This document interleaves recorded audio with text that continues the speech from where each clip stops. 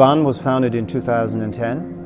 We are pioneers in specialty coffee here, highlighting terroir and flavor and serving it as best we can, introducing clean flavors. The new world has more than 800 flavors and aromas, more than tea. And we want to show people that coffee doesn't have to taste like burnt ash or burnt chocolate, and it can be enjoyed without any substances, any additional milk, flavors, enhancements. It can just speak for itself. I think everybody has that cup that really defined the moment where we say like, well, what the fuck is going on? And for me it was Te Kangu from Tim Wendelbo, beautiful Kenyan coffee that had tomato soup, hibiscus, rhubarb, sweetness, acids, everything in one, and it didn't leave any bad aftertaste. And I think that's really like, if a coffee takes you through different flavors and then leaves your tongue, then you know like it's a quality cup. I think with many things, a lot of trends are coming from the food scene or from international influences, and same happened in Berlin. We are on the eastern side of Berlin, here in Mitte. And a lot of foreigners and creative people and food people have settled around here. It's kind of edgy, it's creative, it's a bit underground. So after reunification in 1989, everybody moved from west to east. I think what we can see now, after like 8 or 10 years into this, that now the east is reinfecting the west, and the foreigners, the international people, are bringing their trends towards the Germans. So I think in the last 2 years we observed a lot of German people waking up towards quality. I'm a big African fan for coffee. Rwanda is one of my favorite destinations. It's one of the most beautiful countries in Africa, if you haven't been. It's the land of 1,000 hills. Of course, they had a terrible genocide in the 1990s and have been recovering from that ever since. And coffee is a great tool for them to do that. Embracing quality and specialty coffee and finding partners like the barn is really important to a washing station like HUYE Mountain.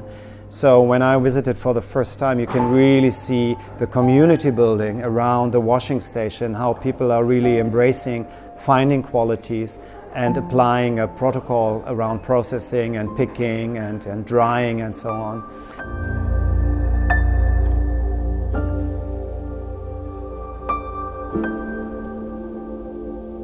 I think HUYE Mountain is a great example for extremely clean processing, helping avoiding this kind of like potato effect. Basically, they turn every bean on the drying table and look for stitches. So you can't control something like that if you work as a community. When you meet coffee people, they're usually very passionate about what they are doing, and we are kind of like drawn to each other. I think everybody that has met me can probably say that I feel like very, very strongly about the product, and I feel very passionate about it. So all our DNA at the barn is evolving around the product and making it better and better, presenting the farms as best as we can. My bar is probably the strictest in Berlin, I would say.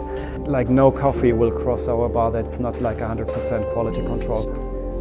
I think in specialty coffee, I feel very strongly about the term special.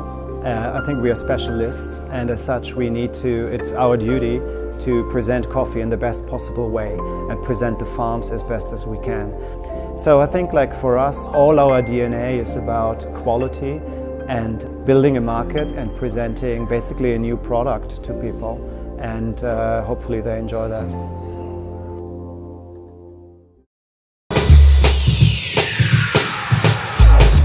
Hi, I'm Jake. I'm the lead barista here at the Barn Roastery.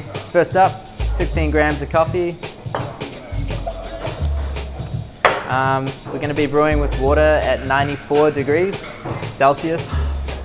Sweet, that's perfect. So first up, the bloom. Going to start the timer.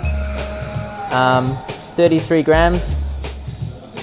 I like zigzag motions. It kind of like evenly distributes the coffee. Then at 30 seconds, I'm going to do my first proper pour. I'm going to pour up to 100 grams. The way we do it here at the barn, we don't stir ever. So my first pour is slightly faster, So I'm pouring up to 100 grams and I want this to take 7 or 8 seconds.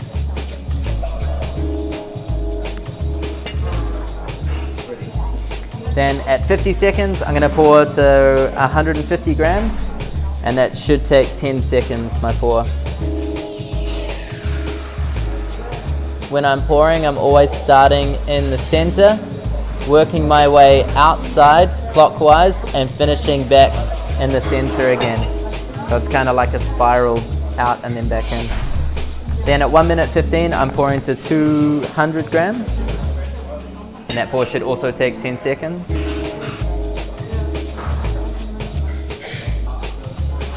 And then at 1 minute 40, I'm going to pour to 250 grams, and that's the last pour. That's also going to take 10 seconds.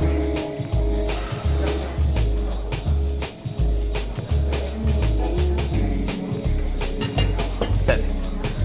If I've done everything right, I should finish with a nice flat bed, and that's kind of going to tell me that I've got a nice even extraction.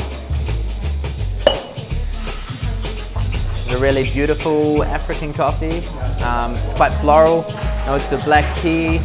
It's got a slight, maybe orange-like acidity, maybe blood orange, and a slight milk chocolate finish. It's really nice.